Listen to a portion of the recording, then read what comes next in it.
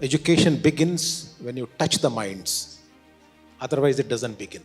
Let us debate only on ideas. Right. Out of 100 ideas, if we can implement those 2 bright ideas, maybe we'll make Bharat. At times, we need to convince the parents Yes. that your daughter needs to be in the universities. Yeah. We have not generated enough, structure, infrastructure to generate the best quality undergraduate education in the country yet. Bharat is the only country where artificial intelligence can be nicely modulated with natural intelligence. Other things I feel should never be taught nowadays. In the coming days, probably AI will take the care of all other things, but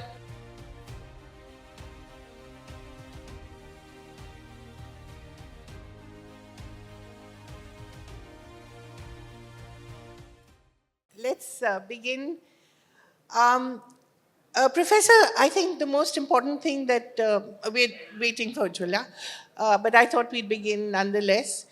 How are things now at the University of Hyderabad? It's been the center of quite a bit of dissent, and are things more settled now?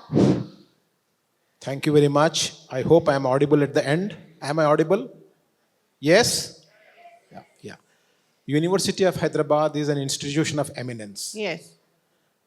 It's a study ship now. It's hitting its high points in academics and also is looking at charting its path in innovation as well, guided by national education policy. The past has been its past. We are moving on. But how did you manage to overcome that period of a lot of disruption? I really do not want to go into too many details of the past. However, few points that I want to really touch upon.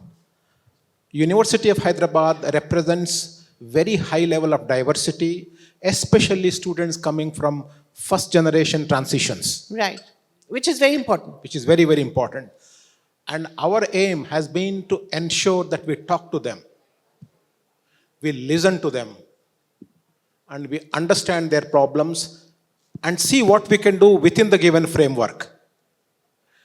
This ability to talk to them and pay attention to them has been a healing touch. And this is the way we move forward. Right. And the Ambedkar Society is still as, important and very much part of the university setup. All the groups are still there, and we talk to all of them. And I think they now realize that academics is the way forward for all of them.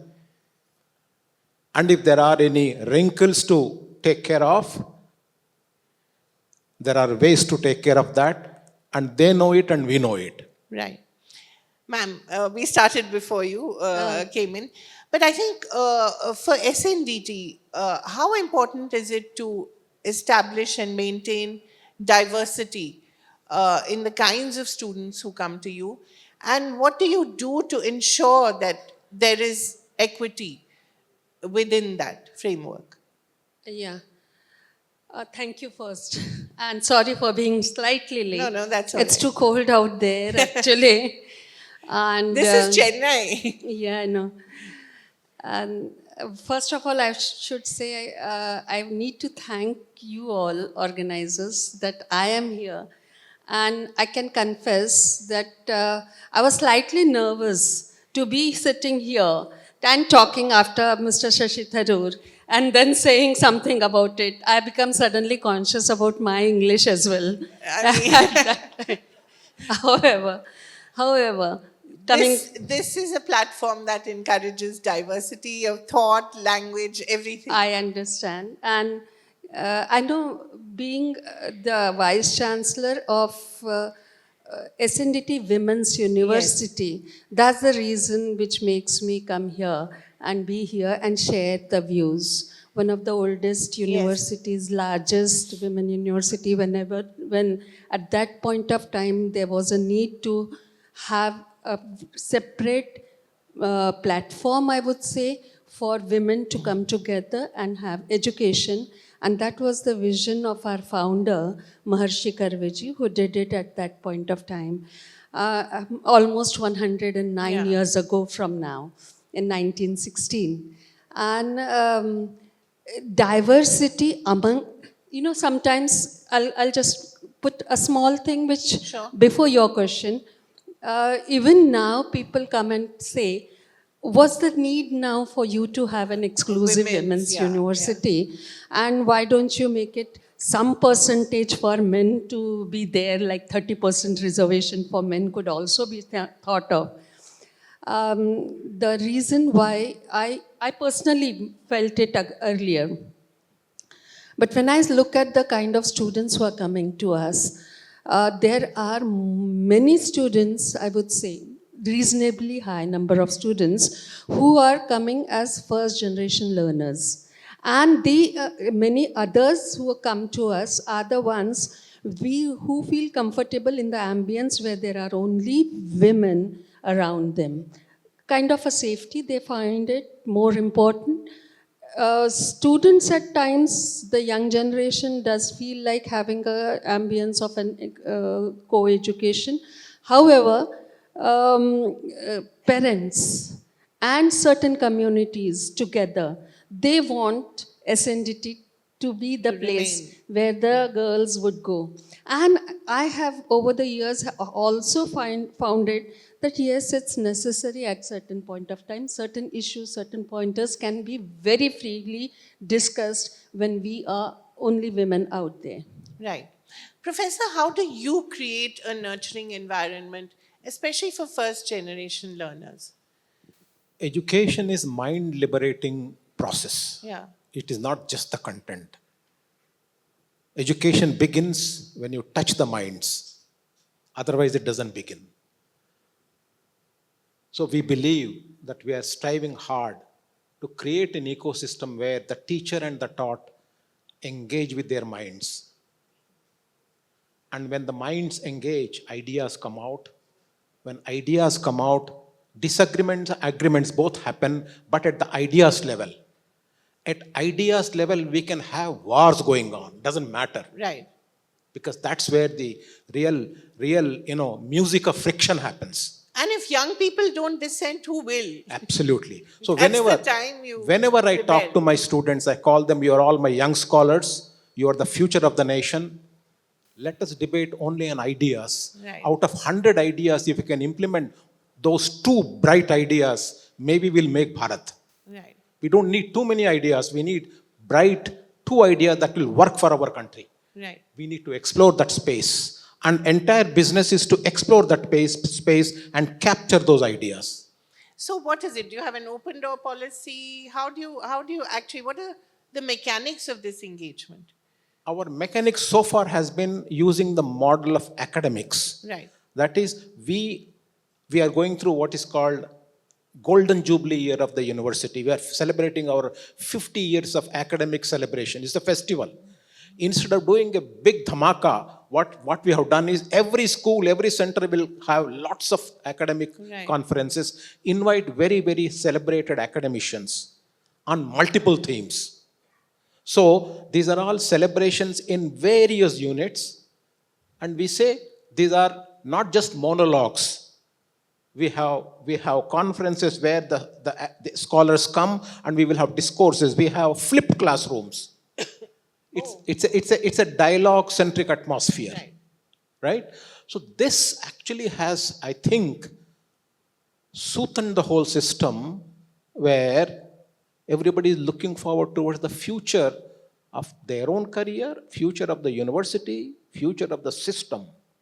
And NEP 2020 has really helped us a lot, because NEP 2020 facilitates this multidisciplinary, interdisciplinary thinking and dialogue. You can choose whatever courses up to a certain point. And it also promotes what is called experiential learning. Learning that happens out of experience, not by reading alone. Right. So this, I think, has opened up a new way of thinking about what is education, what should I do with myself, what should I do for the system, how do I study curriculum, how do I interact with everybody, how do I get hands-on.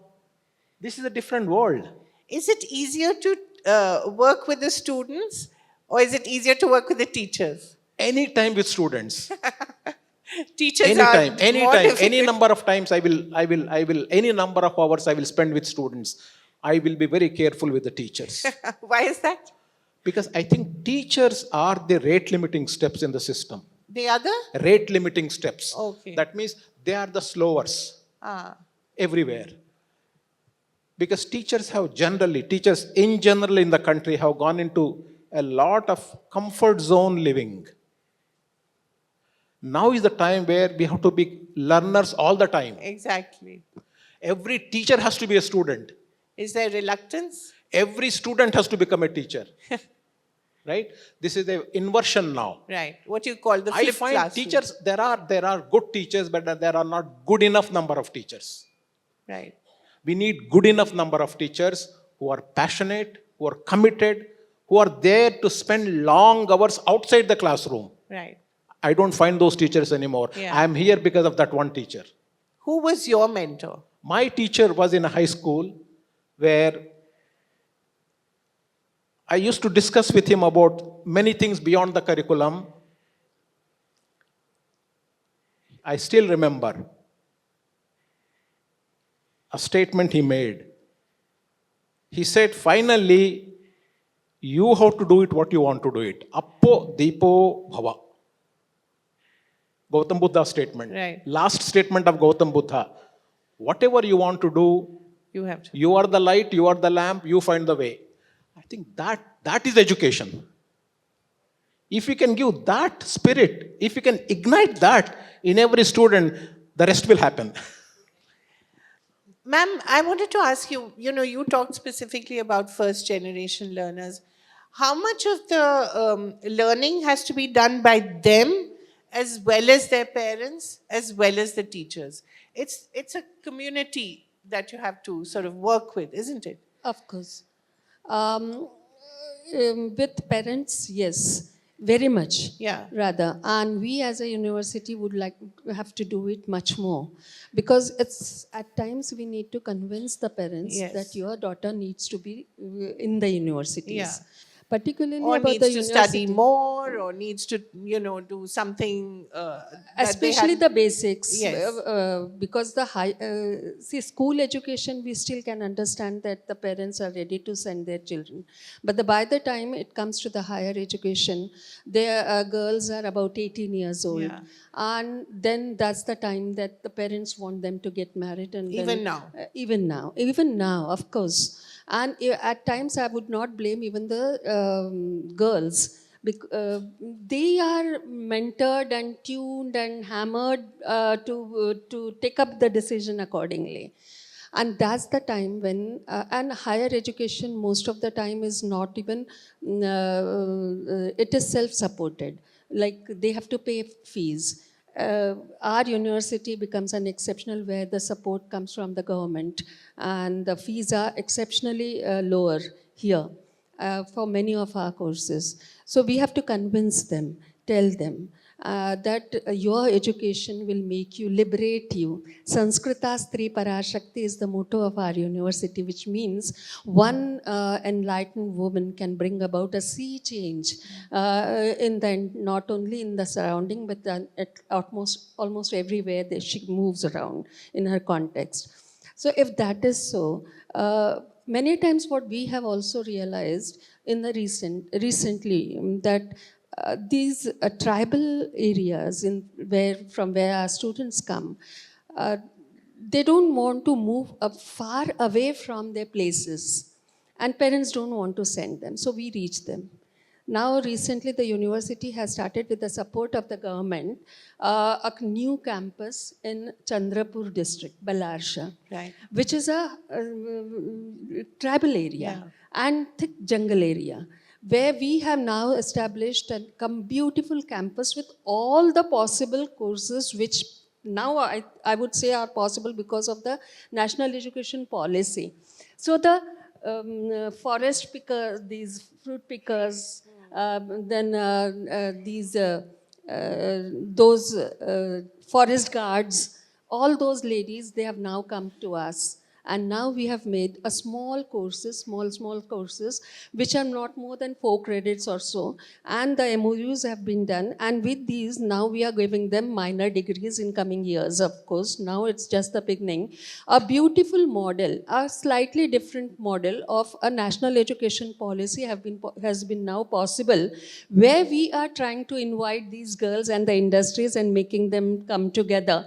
And these girls now becoming very confident. More another thing which we have also Are asked, these courses specific to, say, forestry or? not only forestry, but what we did actually at that point of time was took a complete 3 to 4 meetings with the industries. There are lots of industries. There is a cement industry, power industry, mining, as well as there are forest. There is a forest. So we have an MOU with almost all of them. And we asked them, what do you really need? We asked the industry and we asked the community. With forest, it was possible to reach out to the community and to women and go deeper inside the villages and give them small, short courses which made them aware about what SNDT Women's University is. That was our first reason to reach them. Then second point was to reach them to understand what do they need. So give them the confidence. It should have been the other way around, giving them the confidence first and then telling them about university. But finally, what we actually intend to do is to give them these small courses, then minor degrees, and then inviting them for the actual degrees if necessary. So all How those, long has this been in process? Have you had a class that has graduated? not yet, not yet. It's only 2 years from now. Now, next session, we will be expanding a lot. Meru he mentioned about, and then again another important thing that has happened to SNDT Women's University is a status of Meru, with which funds come from the government, and that is 100 crores. University also has a land in Palghar area. Palghar is another area which is a tribal district. And at that point, through Meru, we are proposing STEM courses for them. There are very few students who travel all the way from Palghar to our church gate. Main office is in church gate. They travel every day, 3 hours of a travel at times, to and fro again in 6 hours. At that point of time, when I discussed with them and talked to them, I realized they want something out there. So now this is also possible because of the policies of the government, I would say.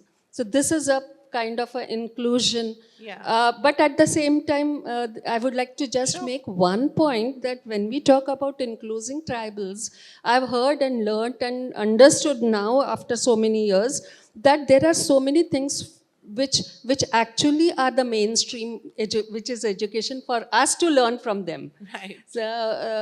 So what do we term as mainstream is nothing, not bringing them, but going back to them also is equally important. So it will be necessary and important for my students in Mumbai to learn something from them as well. And will you be doing that kind of exchange? Of course. Yes, this collaboration has already been envisaged, and we already had just now, last week, from 16th, 17th, and 18th of January, there was a international conference where City University of New York was our knowledge partner.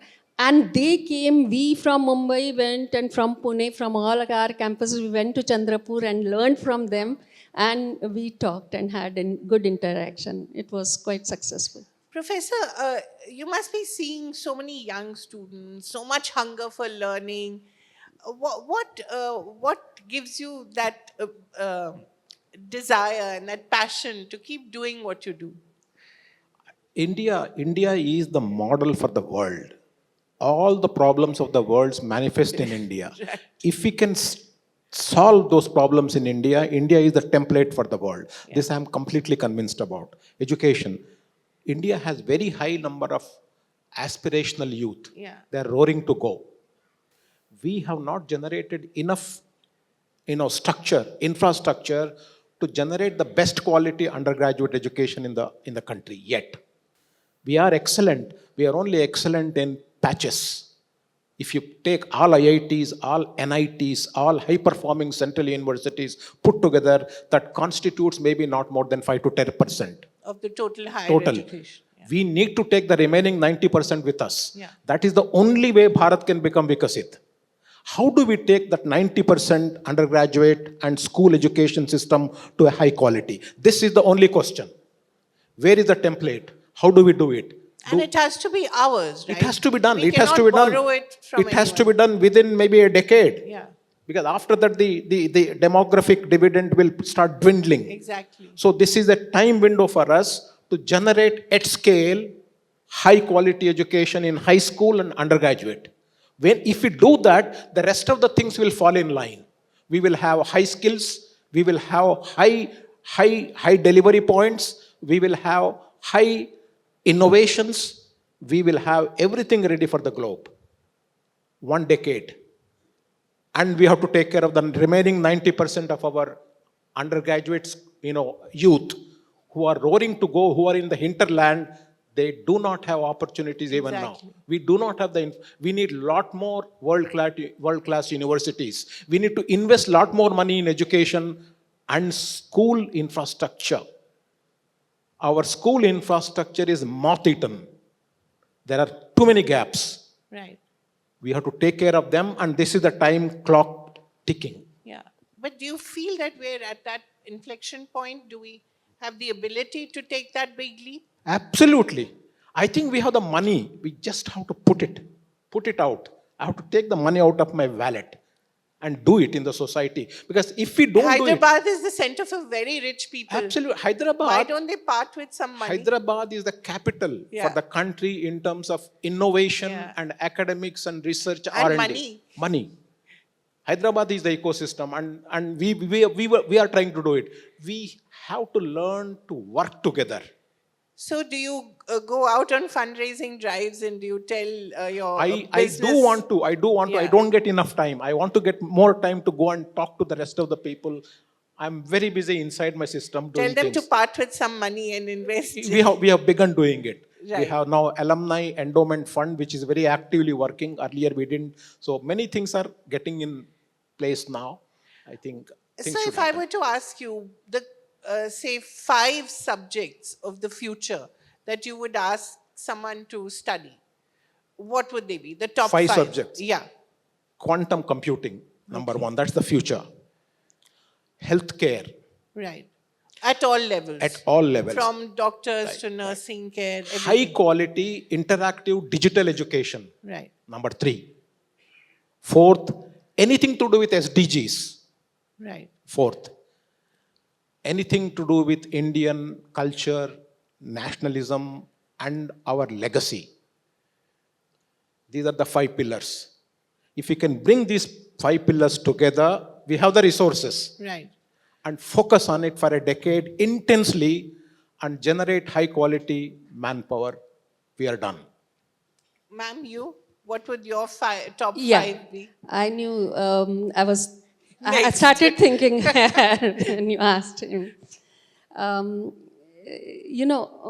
I've been believing in the statement, education, as has been told in our own philosophy or in Indian literatures, Arthakari, Yuktakari, and Muktakari. Arthakari is a finances, which huge packages, which has always been the Macaulay's way of. That's where we had led to. Yuktakari and Muktakari, the provision for these two, ability enhancement and understanding the things. Muktakari, andher means whatever is a gyan out there. These two have been taken care by national education policy for sure. But while we are dealing with all the 3 things, first thing I agree with him when he says health sciences. In that case, we need to go much deeper into it. And our culture, Indian literature, ancient knowledge has a solution to it, technology to it, to know about your own self first. That I call as a second education. There has always been a knowledge in entire India, and it has been in the in a lineage where rishis and rishikas have been imparting it, and it's there. We assumed it has nothing to do with the professional knowledge system. We never tried to bring these two streams together. And that's the point where, if this is officially a part of the mainstream education and mandatory for every student to know about our own, so it has nothing to do with the religion. It has something to do with knowing your own self, deeper insight, your own desires, your own ideas, your own psyche, your own thought processes, your Basically own becoming beliefs. your own algorithm. Exactly. And that there is a beautiful technique in our systems where you go take a technical ways of meditation, om, Yeah. and maybe other things, but that should become a part of our education in small doses initially, maybe like small credits, 2 credits, 4 credits, Right. which has been done as an ancient knowledge system made mandatory. However, it has, I'm making a conscious and responsible statement. It cannot be imparted in the classroom by in a form of a delivering a lecture or a courses. It cannot be in the form of a content, course content. It has more to do with the pedagogy. Right. It has more to do with the experiential learning. And that is something probably missing. In our course of discussion, a small experiment, I would like to share some later, maybe to cut short my answer right now. No, in fact, we're running out of time. But one last question to both of you. If you were a student today and you were taking admission in University of Hyderabad or SNDT, what is the one subject or course that you would like to take, which you didn't have the option of earlier? I will take two subjects. Huh. One, Vedanta, Okay. number one. Number two, cosmology. Cosmology. Cosmology. I think these two subjects have a unifying theme. Right. A theme that there is, you are much beyond your physical existence. Both these subjects give you the feeling that there is grandeur picture that you should be part of and that you should understand. Yeah. So these two subjects, I think, are extremely important. If you can start teaching these two subjects to young children, I think their mind will follow a different world of excursion. Yeah. That's true. Ma'am? I'm an architect, so when I was becoming an architect, I was exposed, fortunately, to many of the art forms, but in pieces. And the sports, the music, the other aspects of your own personality needs to be groomed with the equal importance, and that was not the kind of a exposure that was given to us. So music would be something which in person, as an individual, because I feel it connects you with everything, with your own self and the nature, with understanding the things. And then other things, I feel, should never be taught nowadays. In the coming days, probably AI will take the care of all other things, but whatever you need to practice and inculcate within yourself, and which is impossible without guru, should be taught. Rest of the things should be left out to AI. And another radical statement before you, Yeah. please. All higher education institutions and universities should shrink down physically, and virtually maybe they grow in virtual spaces, and essentials should be identified and retained. That's Then how will you prepare students for 90-hour weeks, ma'am? we If they have to do that, and that too from office, not even at home. 90-hour weeks in office. I know, but working and learning is a continuous process. That has to be understood. How you learn is more important than where you learn. And in spite of being an architect, in spite of being an urban planner, I would say that the ambience teaches you. Yeah. Definitely. You learn from the ambience. You behave according to the ambience. But there's so much more to be learned from the peers and others, and there are other spaces. These spaces of the higher education need to be rethought, revisited, and redesigned now so that it happens automatically and it doesn't look like a huge again the word, the colonial mansions and the buildings where people come and the formality percolates down into you. There should be a complete informal teaching. Ideology, this is what I was actually thinking about, that idealism and naturalism are the two aspects which we were thinking about as a part of our education, imparting education. So now is a time to think about naturalism, which percolates naturally down, and teaching and learning happens in small capsules, but happens naturally. Yeah, that's the urban planner in you speaking. Yeah. Wonderful. Thank you so much. Is there something that you'd like to add, I sir? just want to leave with one thought. Yeah. If you just fast forward yourself 20, 30, 40, 50 years from now, the world will be very different. Yeah. We will be surrounded with gizmos, which are artificially driven because of what is called artificial intelligent machine learning. It would be a very, very different, weird world. Bharat is the only country where artificial intelligence can be nicely modulated with natural intelligence. Prabhu Chawla ji was mentioning, India can provide a template for the world so that we can still produce Mahatma Gandhi's, Gautam Buddha's.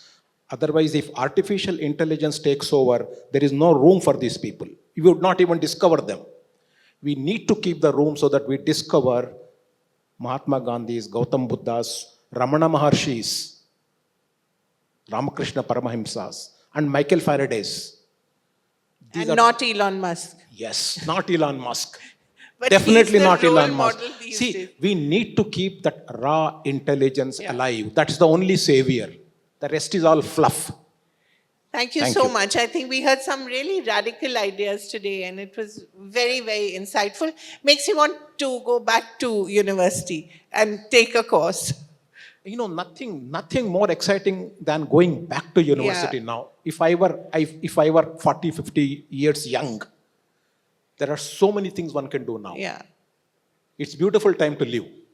absolutely. Actually. That's so optimistic. Thank you. Yes. You were saying something? No, I did say that I do feel like with the ambience and the kind of learning happening around and the informations, that had it been so in those days, because it's been 40 years since I have left the university as a student, but of course I continue to be a student even after being vice chancellor. Thank you so much. Thank you.